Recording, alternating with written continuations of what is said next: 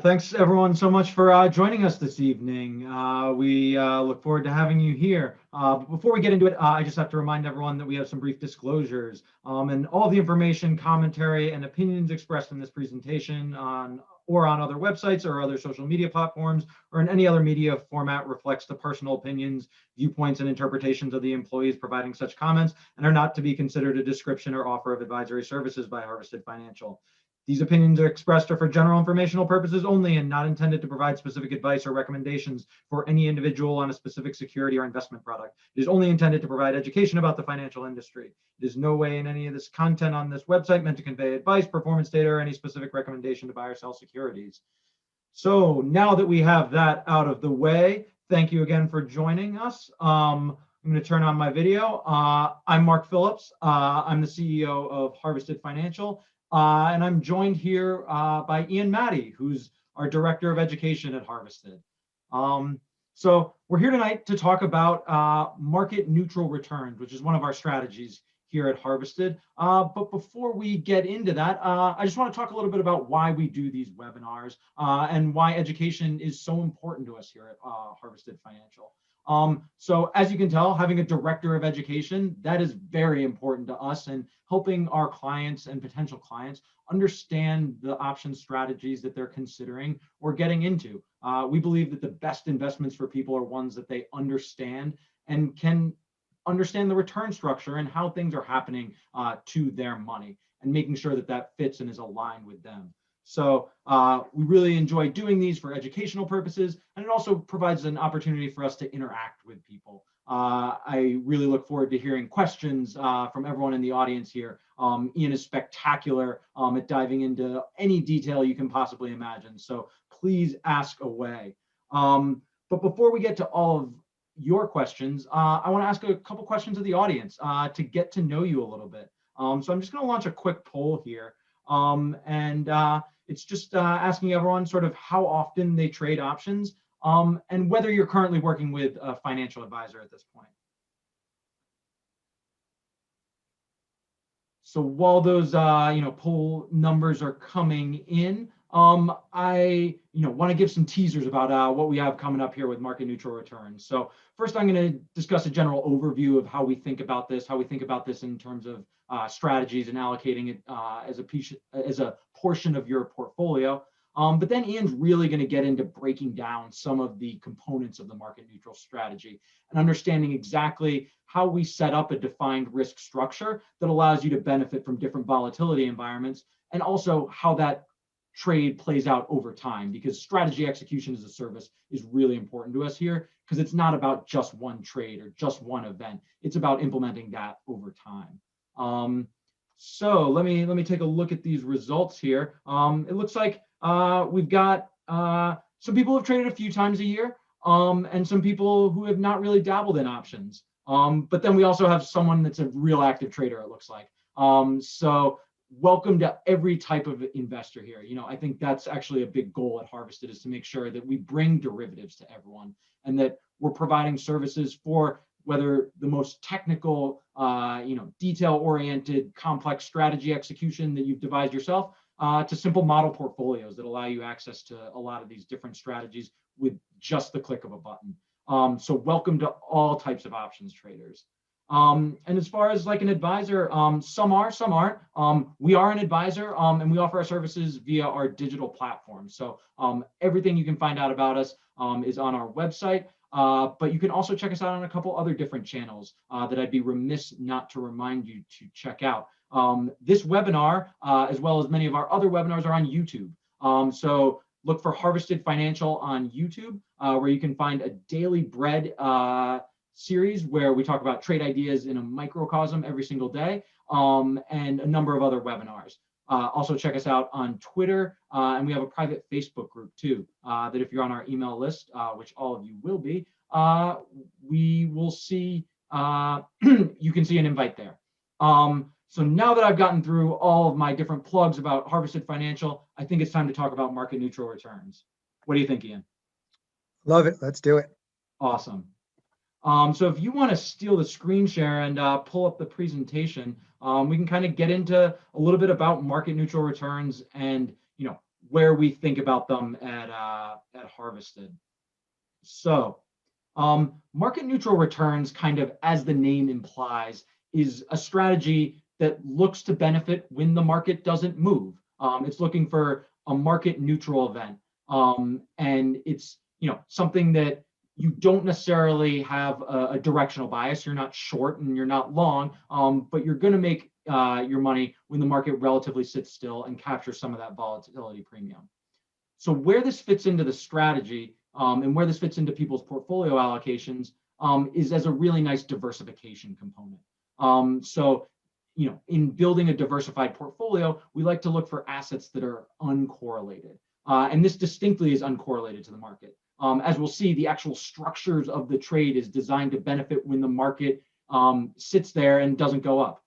It's going to lose money when the market tends to perform, but hopefully the kind of diversification components of your portfolio are also balancing out. So that's sort of the segment that this is focused on. And we look for something with a very low correlation to equities, but it also is relatively low correlated to bonds and fixed income strategies. So, a lot of people are coming to us and asking about, how does the traditional 60-40 portfolio look in an environment when bonds are producing such low yields? And yield type strategies like a market neutral returns is a really nice component to start integrating because of that uncorrelated nature to the other assets that you're typically used to seeing in your portfolio. I mentioned that it does capture that volatility component, and that we are looking for a little bit of additional volatility risk premium, which is the difference between that the writer of insurance captures by selling options versus how much the market tends to move over time. So that it's very much a volatility risk premium capture strategy. And ultimately, it's going to be path dependent. So that's, I think, an important thing to remember about this strategy is that while generally it's going to capture volatility, or in some instances, as Ian will show, it does benefit from volatility even. But it's ultimately going to depend on each individual instance where the market ends up landing on that given expiration day. So that's one of the management questions that comes into options, is constantly rolling these strategies. And we enter into a position that has a defined outcome on a given expiration date, but systematically executing that over time is really where we see the benefit of this strategy. So that's sort of a nice overview of how we think about market neutral returns here at Harvested, and where that fits in sort of as that diversification component into the portfolio, somewhere between 5 and 10%, we like to think. But I'm gonna let Ian get into some of the specifics of how we actually construct this trade and really break it down, the nuts and bolts of the strategy. Great. Thank you, Mark, for the excellent introduction. Before we get to the specifics and the fun part, Mark mentioned, the best investment that you understanding the defined risk structure, and understanding the structure of the trades that make up your strategy, so you can approach it in a systematic manner, something we strongly believe at Harvested will make your investments much better, meaning make more money and lose less when they do lose. So that's what we're going to focus on today. And of course, we'll definitely take questions after. So let's get started. Okay, so creating the market neutral return strategy. First part of the strategies we're going to talk about today, the general strategy, market return. So in this case, we're looking at market neutral return. We're going to talk about options and how you can piece options together, place different trades together into a strategy. So here's just a simple expiration graph. So the dark green line is what we call an expiration graph, because all options have a specific expiration date. And for something like the spiders, which represents the S&P 500, there's a lot of different expirations. We're not going to talk a whole lot about that today, but just know that this green line, we'll talk a little bit more about expiration and how it affects the value of your spread later. Just know this represents the expiration. So short 2 at the money puts. At the money means the options, the puts are right where the stock is trading, roughly, approximately. So, and as for these are puts, so since I'm short them, meaning I sold the right to being short the stock, if the stock goes below the strike price, I start to lose money. And here we sold 2 of them, so I would start to lose more money if the stock went down. And if the stock stayed up, I have this nice kind of straight line credit that we receive. Next, So you're we're going to look selling at, in, just to make sure we understand, we're selling these puts so that we can, that selling of those options is where we're collecting that additional volatility premium, right? By the highest ratio here is the 2 puts that we're doing. correct. That is the highest ratio, and this green line that goes right across from the stock, this is the stock price down here at 356 and goes all the way across. So no matter how high the stock runs, even if SPY went up to 500, while you have these options, you would just make the amount of money that you sold the puts at. And that is your credit, your premium. Next, we're going to look at being long a put. Now, when we're long a put, we own the right to sell the stock at a certain price, but not the obligation. So if the stock goes below 349, we start to make money. If the stock stays above 349 at expiration, we lose what we paid, our premium or a debit. And in this case, the stock was trading roughly $356, where the yellowish orange dotted line is, the dash is. So this is what we call an out of the money put. The strike of the put is below where the stock is trading. The next option we're going to look at is in the money put. And in the money put, sometimes you'll read about options and you'll hear the term intrinsic value. The in the money put has intrinsic value. It's in the money, meaning the stock is trading 355, 356, and we are looking at the 363 put. So that means since I have the right to buy stock, I have the right to, sorry, I apologize. We bought the put, so you have the right to sell stock at 363. This put is $7 in the money because the stock's trading 356 right now. So we looked at 3 different types of options. One, where we're short 2 at the money puts. Next, we're long 1 out of the money put. And then we're long 1 in the money put. They all have different looking expiration graphs. The first one, we see unlimited downside risk, where the stock if SPY keeps going lower, you just keep losing money. And then these 2, as the stock goes lower, you make money. And you can see as the stock goes up, you kind of flat line, you lose your debit that you paid. So what can we do with all these 3 different options? You can place them together into what we call a market neutral strategy.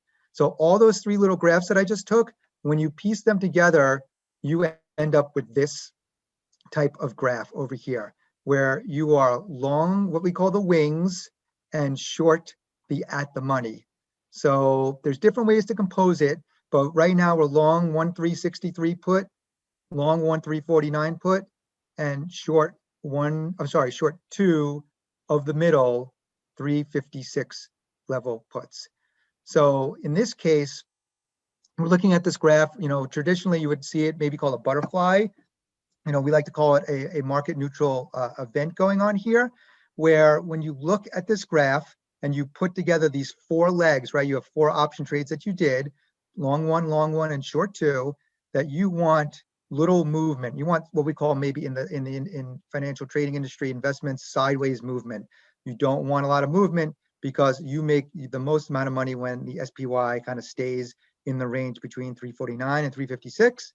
363, especially in the middle where it's 356-ish, right? And if stock really moves, you start to lose. Okay, so it looks like if stock goes all the way up or all the way down, we have a sort of capped risk profile that no matter how far down it goes, there's a maximum amount that we could possibly lose, and same on the upside. Yes, that's an excellent point, and that's kind of where the defined risk strategies come in for Harvested, that if we just looked at the initial selling of the 2 puts, you just lose money as the stock continues to go down. And by pairing those 2 short puts with the long in the money put and the long out of the money put, we end up with this nice capped risk trade where you still have a good opportunity to collect premium and make a profitable strategy.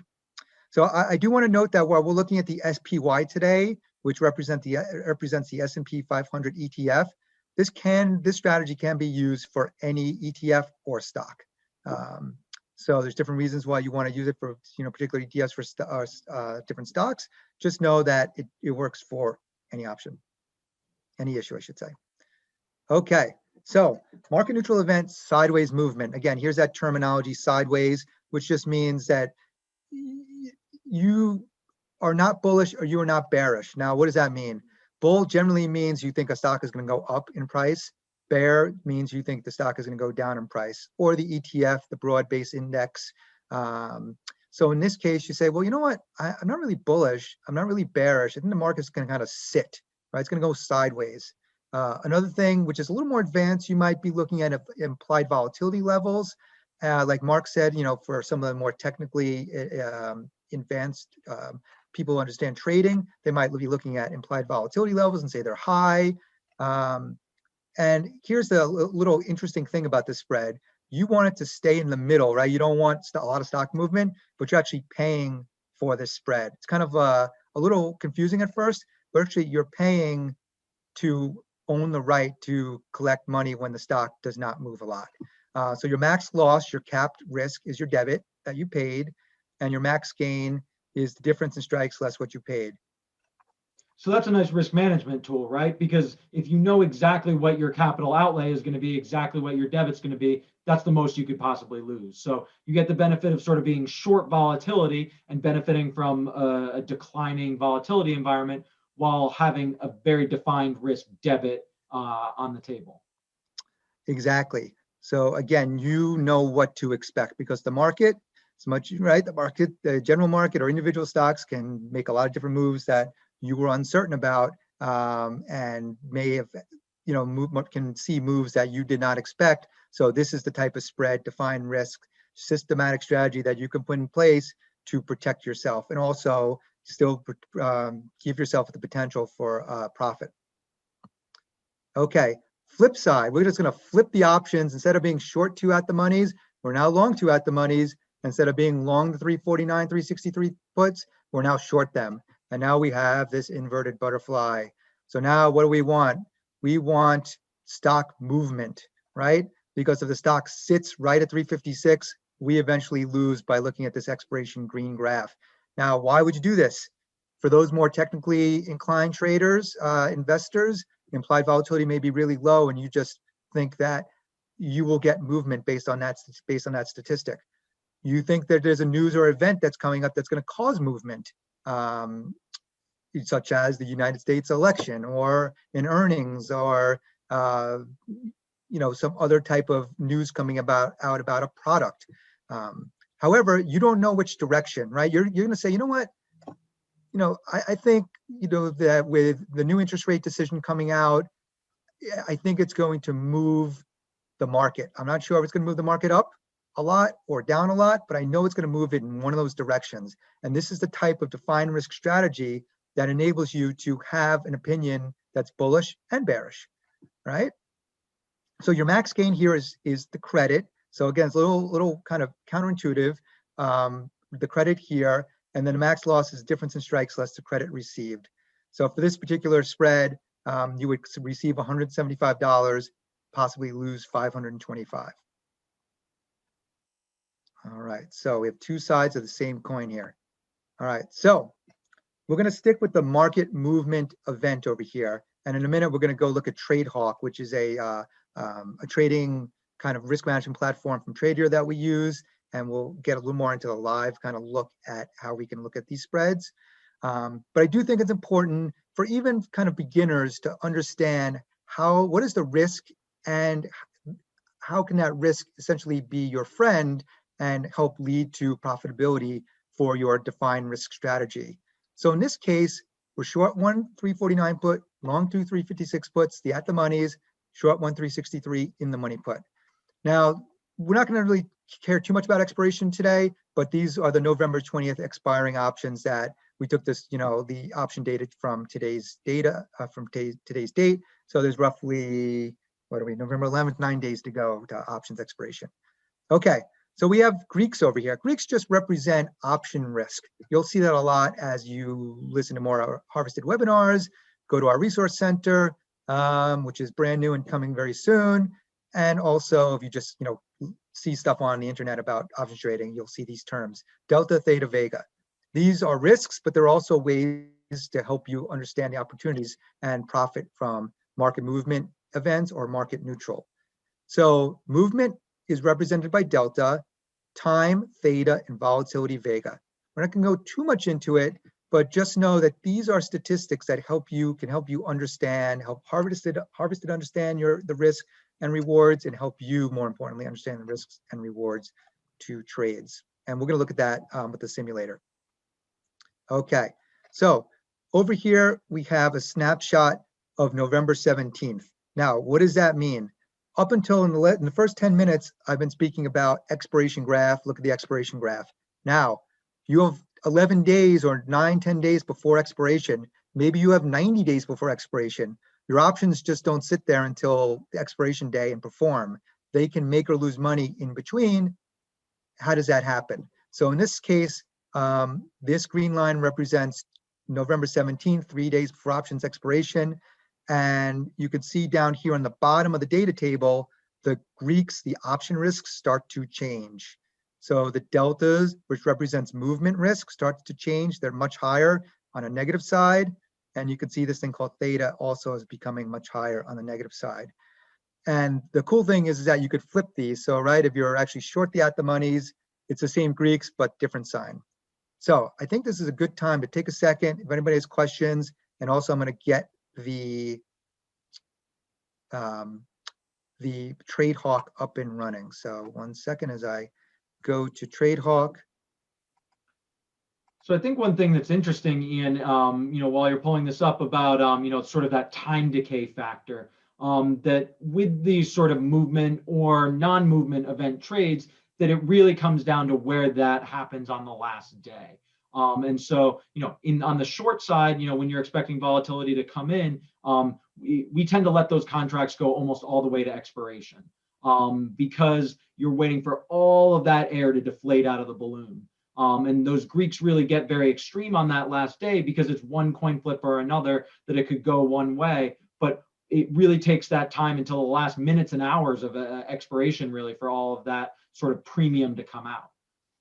On the long side, often when it makes a move, that can be a time that you do want to take profits. So alternatively, in long option strategies, when it moves in your direction, sometimes you do want to take advantage of that profit target. So there are different ways to sort of play that time decay as it moves in or out of favor with on the long and short side of an option strategy. Excellent point, Mark. Is an excellent point. And now we have up TradeHawk, which is a great resource that we use at Harvested. It's through Tradier, and you can look at like a simulator, what if scenario. I'm not going to go too in depth right now to TradeHawk, but on my left here, I have option markets and different expirations for SPY. I then can set up my spread or single option risk here, and then I have my what if scenario. And I'm just going to make it a little bit bigger right there. Okay, so this is a long butterfly that we were just talking about, 349, 356, 363. And it's long because we paid money at debit. And then we have over here our peak, our credit. Now, if you say, well, we were looking at the market movement, I can just go over here and flip and hit what if. All right. So now we just flipped our trade and we were just looking at our long at the monies. So then I can just go back over here. Okay. So this is a really cool tool because you can do that and kind of learn how the positions kind of work, both kind of the flip side of each. All right. So we are long the 356 puts, right? And you could see that expiration wise, we lose the most money when the stock closes on expiration on November 20th at 356. And you could see once we get some movement, right, we start to make money. So, where do we break even, right? So you can take a look at how much you paid for the spread, and that will help define where you break even on the spread. And then you can see all the way up over here that we have our $175, right? So above 363, we're going to be making our $175. So we want movement. Now, what kind of movement is that? So you can look and say $7 divided by 356. So you're talking about $35. So it's about 2% move. So one of the things you can do, while options have a lot of fancy Greeks, you can just look and say, well, okay, Ian, how much, like, what's the percentage move does the spider need to make for me to make money? And that's what we can look at. You say, okay, we need a 2% move, we need a 1% move, you need a 4% move, right? So you can look at percentage moves to understand your spread, right? Because you're not a day trader, you're not a professional market maker trading stock in different options against this spread, right? You're putting the strategy on for specific diversification reason, and you're letting it go towards expiration. So something we And were actually, talking. Ian, let's Yes. go back to the long butterfly trade where you enter it for a debit, and talk about some of the numbers there, because like that's an interesting scenario as you're sort of back of the envelope thing, that I want to talk about, because Sure. a good way to think about that is, on the other hand, if you want to enter this short volatility trade, by paying a debit, we enter this trade for a debit here of around, what is it, 170, you said. Mhm. And our max profit is a little over 510.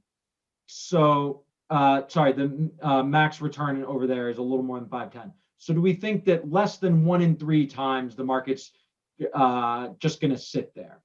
That if it comes to that max profit point, that with the market just sitting right here, that's where we make, almost 3 times our money back. Yeah, no, it's an excellent point. So again, it's really helpful to take the math that's there, the numbers, and without even getting into the more advanced statistics, risk statistics, you can look, like Mark said, look at what it's worth, what's the gain, what percentage move do we need to be both, whether we want market movement or no market movement. In this case, right, we want it to be in a tight range over here. There's a limited amount of time. We're not going to get into today, but another advanced webinar will be looking at, market neutral events for different expirations. What does that mean? Right now, we're looking more short term. And one of the interesting things we can do, and I know we had a question, I believe, in the Q&A panel, we'll get to in a minute, is that you can see how, in theory, your option market neutral event over here is going to perform day by day.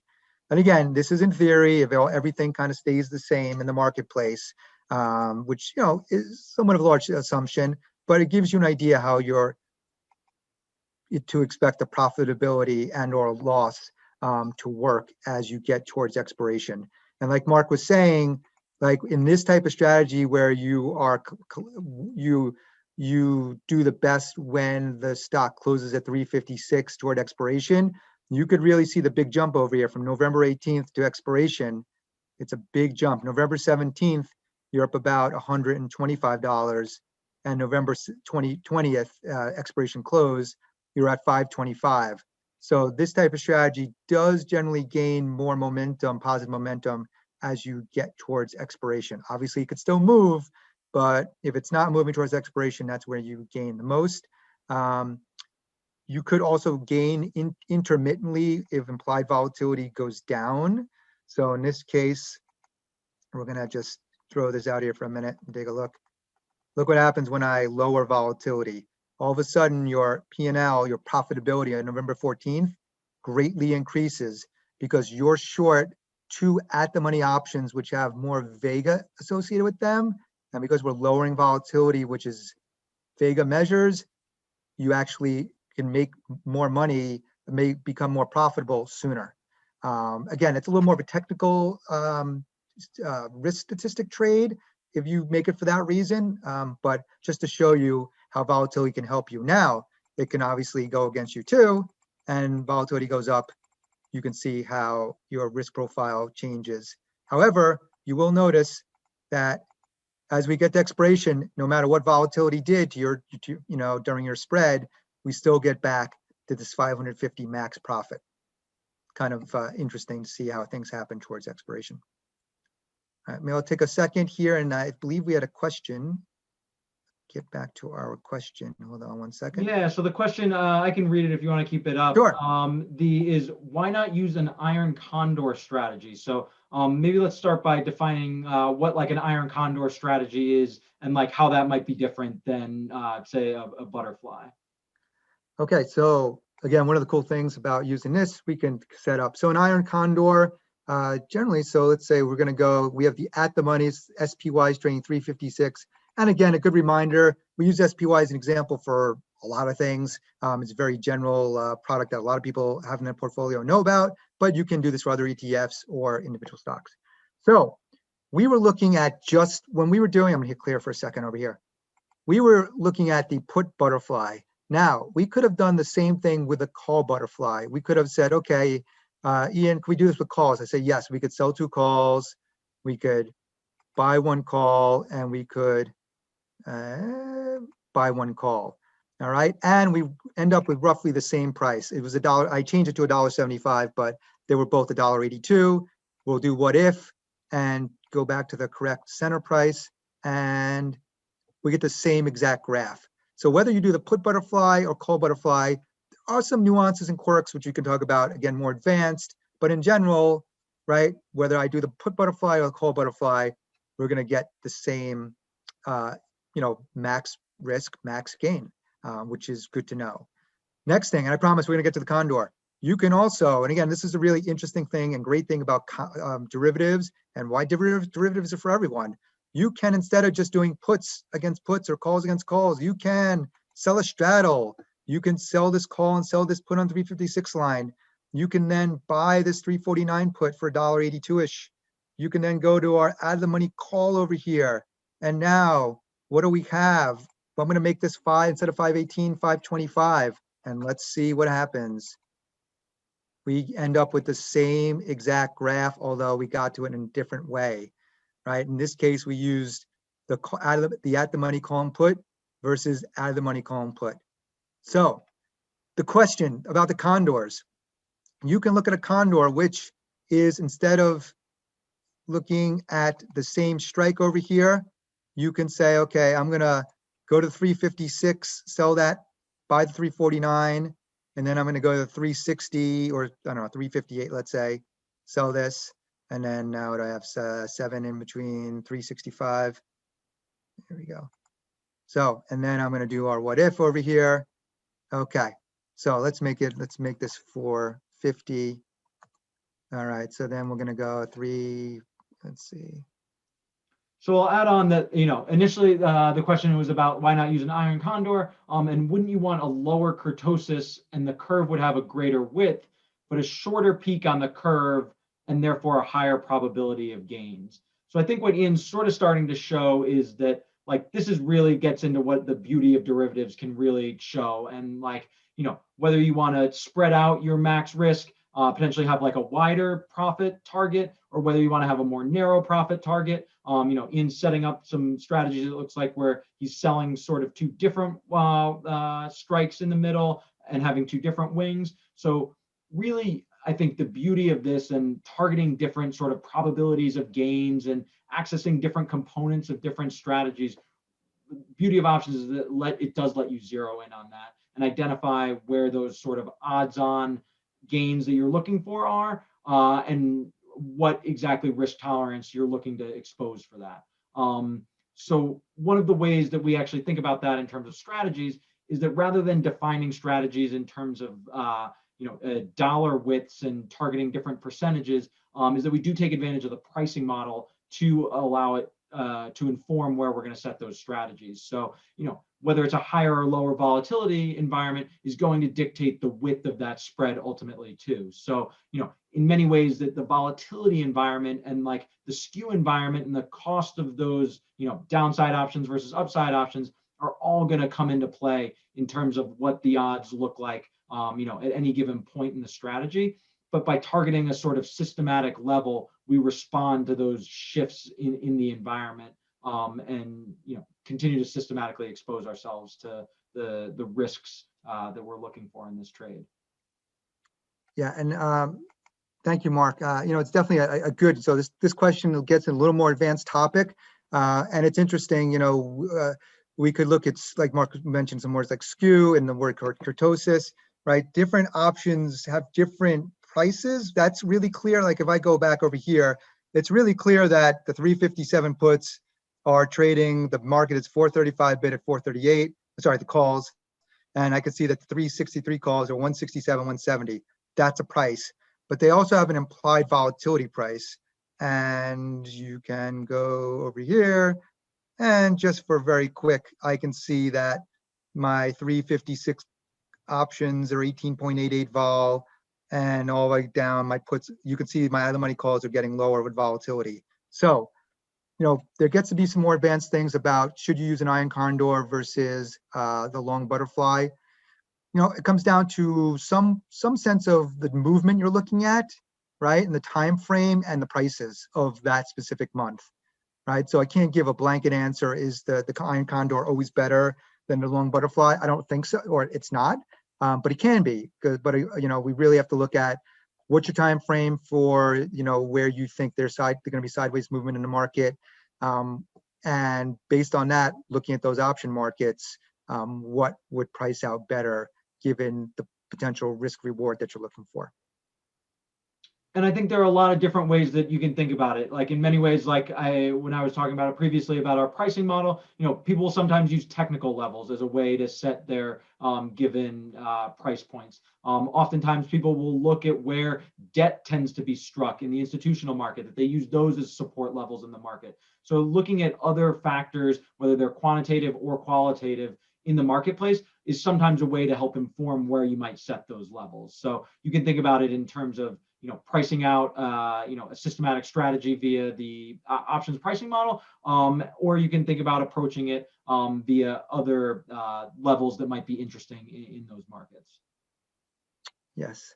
So we'll get back to the presentation over here. Okay, that was an excellent question, though. Thank you for the question.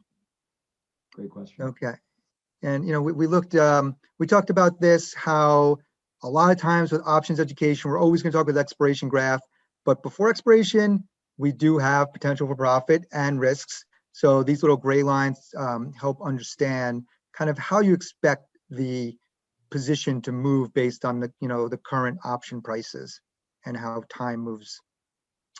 So again, in this strategy, this is our market movement strategy where event is coming out, some type of news, and you think there's going to be movement. You're not sure if it's going to be really super bullish or super bearish. You just know it's going to be one of those, and you're going to take advantage of options to execute that view in a specific defined risk strategy. So, right, time starts to work against you, right, and as you get to expiration day, you really need that big move, that 2% move to make money. Okay. Profit and loss, we talked about this a little bit. This is a little clearer for the fly. Max profit, in this case where we want movement, is $175. The max loss is $525. And how do we get that? 525 plus 175 is 700. The options multiplier in the United States is, mostly always 100. It's because each option contract represents 100 shares of stock. So the difference in strikes between 356 and 349 is 7 times 100 is $700. And we could easily flip this if we had the long butterfly where we where we win at 356. You would make most 525 and you would lose 175 on the max loss. Okay, kind of wrapping up the discussion here. Also somewhat of a summary of what we've been discussing. Market movement event. How do you profit? Okay, underlying direction increases, or it increases in absolute value terms, right? We need the market to move. And if you want to be more technical and learn more about kind of the option Greeks, look at delta. That helps you understand what you need to make money. Like we said, you can't just look at the percentage moves and say, yes, I think 2% move is very possible here, very probable. Volatility increases. We looked where we increased volatility before or decreased it. In this case, because we want movement, increase in volatility helps us. And third, movement happens earlier than expiration. Theta is going against you. Theta just means your options are decaying every day. So if they're decaying every day, you would prefer to have movement sooner than later. So that is something to keep in mind when you have a market movement event. Because with all options, when expiration occurs, at 4 p.m. on expiration, 4 p.m. Eastern on expiration Friday, or whatever expiration day you have for the spiders, could be Monday or Wednesday, right? That's kind of it for your options for that specific expiration. Market neutral event, how do you profit? The flip side, little movement, right? We want sideways market movement. Volatility decreases, we saw that example. Once volatility decreases in between, before expiration, your position starts to do really well because those at the money options you're short start to lose a lot of value relative to the longs that you have. Time is on your side. Mark, discussed this a lot previously, where you can see this big jump from, basically November 18th to expiration, where this type of position tends to gain the most money toward expiration. I will stop for a second, see if there's any questions. And that's really the end of the primary presentation. So if anybody has any questions about market neutral versus market movement, how to place the pieces together, max risk, max loss, something about the Greeks, or even a little more advanced, you have an idea about an advanced question, please ask.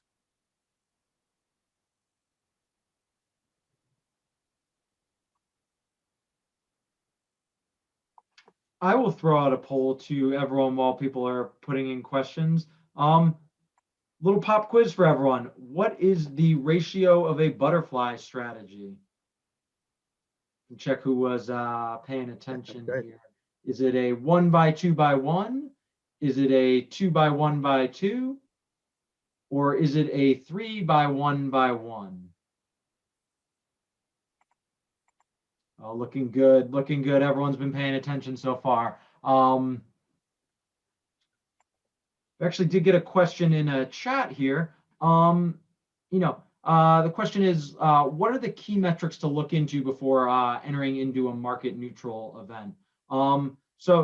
Overall, volatility is one of the biggest questions here, and thinking about relative vol environments or systematically exposing yourself to a volatility environment. So, when you are looking at a specific event trade, you might be looking at some of the things that Ian was discussing before, whether they're earnings or whether they're, an FDA announcement is often a volatility event in some of the biotechnology stocks. So if you're looking at a specific event, you're looking for a time where the volatility compression is expected to come in and the market's going to move less than you would expect it to move. A great way to think about it over time is what Ian's pulled up right here, is the historical versus the implied. So relative pricing of the current implied volatility level to the historical volatility level. So what are the options pricing it's going to move now, which is the implied, and what has the stock or underlying equity been moving in the past? And I think in the white line, we can see the implied volatility. And in the red line, we can see the historical volatility. And so, in the event that the white line is above the red line, that's going to be environments where the selling of options is going to be profitable. So you can see they tend to correlate with times where the market is moving relatively little. So sorry, I'll pull up my arrow here. So, when the market is steadily marching upwards, implied volatility tends to be over the historical volatility. If we look back to March over here, the late February, March, when the market really fell off hard, we did see the historical volatility really spike up here significantly over the implied volatility. And given the period average of the historical volatility here, it did stay over there for quite a bit of time. So it's events like those that are why we like to do a market neutral event trade with defined risk. If we were completely exposed to a short volatility trade that was uncapped, that has the potential to really lose a lot of money. But risk management is super important with options, and making sure to define your risk to the extent that that trade's going to go against you. But in markets like more placid markets, like we saw at the beginning of the year, I guess this is the end of 2019 into early 20, there is going to be some systematic premium capture that's available there. And that's going to happen in when that implied volatility is above, how much the markets actually does tend to move over that time. So really good question, and it all comes down to volatility relative to the movement. So, Ian, I'm sure you had some things to add there too. No, that, summed up, good view of especially how important volatility is to the market neutral or market movement events, strategies, and understanding, what kind of percentage move does that mean, and is that likely, not likely? So it's with the key metrics. The next question: do you enter positions for more than one market outcome, neutral and bullish? So can you? I think if the question is asking, can you be basically neutral and bullish? You definitely can. So if we went back to. Sorry. In some ways, I think that's why market neutral returns as a component of a strategy works really well in that sort of anywhere between 5, 10, 15% of a portfolio. So you would, in an overall portfolio construction environment, this neutral strategy wouldn't be an exclusive one. It would be a complement to sort of equity and other debt bond allocations that you might have. So in many ways, by having this as a component, as that little bit of different in your portfolio, you are maintaining exposure to neutral outcomes to the market that generate income during lower volatility regimes, but also balance out, and tend to underperform maybe when the market's moving up more significantly. So the way we specifically construct the market neutral returns means that also when the market's moving up, that's that sort of path dependency. So to the extent that the market does move up significantly, those would not pay out, even though we might see the implied volatility being above the historical volatility in those long marches. It's really about the systematic paths that it takes over the course of the trade. So to us, it's a lot about diversification and being exposed to positions across multiple market outcomes. Yeah, and you can use, again, as you learn more about options, you can definitely use different expirations and have different strategies with different expirations and time length. When you were looking at longer term positions, do you assume higher volatility? It's a really good question. It is a little tricky because a lot of times when you look at option implied volatility, it will be lower farther out. However, if you're looking at an option, if you're looking at prices 6 months to a year plus out, right, you still would expect a stock to move more over 6 months to a year.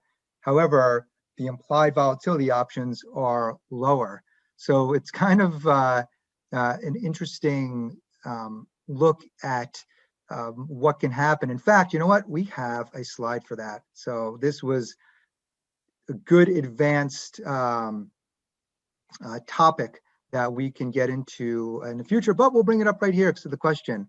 Okay, so we know that the NOV 349, 356, 363 butterfly was trading 175. And again, you could buy it or sell it for 175, right? We're just assuming you can buy and sell the same butterfly. You want to be long it, you want to be short it, you choose $1.75. So we looked at December, the same exact butterfly market neutral event or market movement event, depending on which one you want to do, for December 18th, 2020 expiration. So about, was that 6 weeks away? Then we looked at March 19th, 2021. So let's add 3 months to that. So about 4.5 months out. And then we looked out to December 2021. So 13.5 months away. All right. So when looking at that, we see that we went from $1.75 for our November spread to $1.05 in March 2021. Oh, I apologize. My labeling was incorrect here. $1.05 for the December 18th, 2020, 50 cents for the March 2021, and a quarter for the Dec 2021. So what does that mean? That means you could, if you wanted to, you could pay a quarter, $25 to make $675, 13.5 months out. However, if you do that,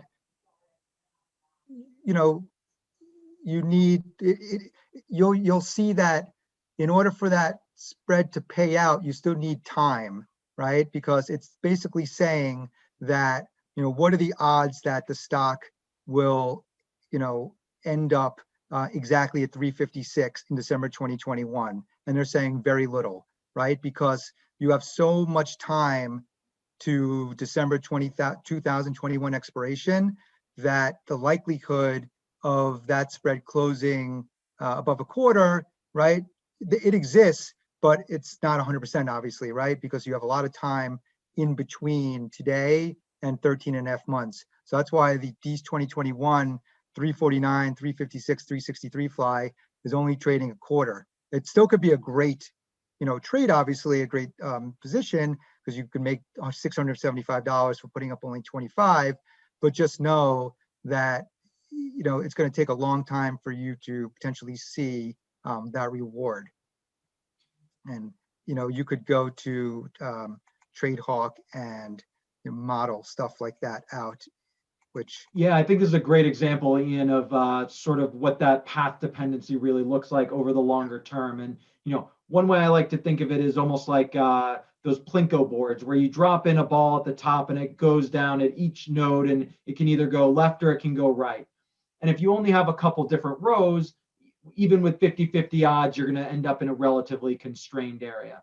But if you start adding more and more rows, and the market can go up one day and down another day, adding all those rows and adding all that time and all those days to expiration can really put you on a completely different path, that a little bit of a nudge one direction or a nudge the other direction really can have drastic different outcomes over all those potential return days that you have in that much longer structure. So, even if that volatility does stay close to the long-term average, where the stock actually lands, given all those trials, all those coin flips of an up day or a down day, could really vary significantly on that path over time. With some of the longer trade type structures that we've seen and worked with, often that requires like a delta hedge sometimes. So if you're looking at a much longer dated butterfly, you might want to consider, and we've had discussions with clients about, setting targets for hedging that butterfly exposure as the market moves over time to capture the long-term volatility, but make sure that, exactly where the path of the stock ends up going, it can be mitigated with a bit of a hedge. Right. And it's really just very quick, interesting that from December 31st, 2020, I just put this position in quickly. You can see that there's not a lot of movement theoretically, not to say that it won't, but theoretically, right? And then as you go from basically Halloween 2021 to your expiration in 2021, big movement. So, and then expiration. So you could see it's really the last 2 months where you see a lot of movement. But you know what, if you had a view 13 and a half months out, it's an inexpensive way to take that view and have to find risk and possible really large gain. Another question actually. So when placing an iron condor or butterfly, is there risk that a leg will not be able to execute and prevent the trade from happening? It's a great question. I love talking about execution. It's one of my favorite things around here in trading options. But the way we send orders and the way we set these trades up is we ensure that execution does take place, because leg risk is significant, and you don't want to have one part of the exposure on without the other, because that does leave you naked and exposed. And the way we want our strategies to be set up is with those defined risks. So both at the entry time of order, we make sure that we lock in whether it's 2 legs, whether it's 3 legs, or whether it's 4 legs. We can lock those in. And the options exchanges have some really interesting mechanisms for order routing, where they have spread books that essentially the whole order can trade as a package that will guarantee that every component is there for you. And then on the outset, we also make sure to unwind the trades completely, and also unwind trades before entering into new trades, so that there isn't that sort of pin risk or leg risk that might come. So execution is an extremely important part of making sure those strategies are successful, and getting every leg as a package is a fundamental part of that. So really good question there.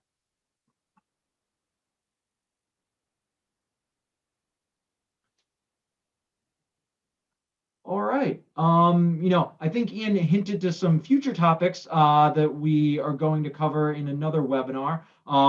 We're looking to do a lot of coverage of some of our initial strategies, how they generally capture returns from the market, how option strategies make money. But then we're going to get into some of these advanced topics. So as a teaser, we're going to look at skew with volatility and how different skew might change the pricing. We're going to dive more into some of that term structure stuff that we just dabbled in there, and comparing volatility regimes across time and different volatility levels over time.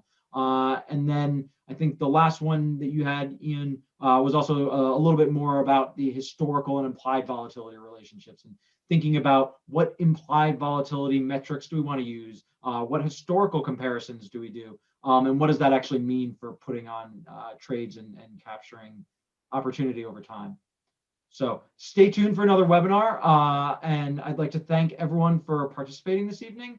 Some great questions from the audience, and really enjoyed having everyone here and sharing a part of your evening with us. So thank you very much from everyone here at the team at Harvested. Thanks a lot, everyone. I really appreciated all the questions and speaking with everyone tonight. All right. Bye, everyone. Good night.